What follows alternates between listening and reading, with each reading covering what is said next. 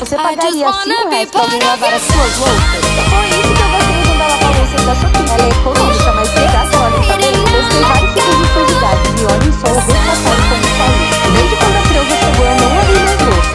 O segredo é usar um bom sabão. Eu diluí na água antes de colocar na lava-louças, assim a performance foi melhor. Eu uso ela 3 vezes ao dia. É uma lava-louça de 4 serviços, ou seja, para uma família de 4 pessoas. Em relação à energia, ela é bem econômica. E teve gente que comentou que a conta de água veio mais baixa. Eu não consigo ter esse controle porque a minha já vem direto no condomínio. O link dela eu vou deixar nos destaques, mas comenta aqui.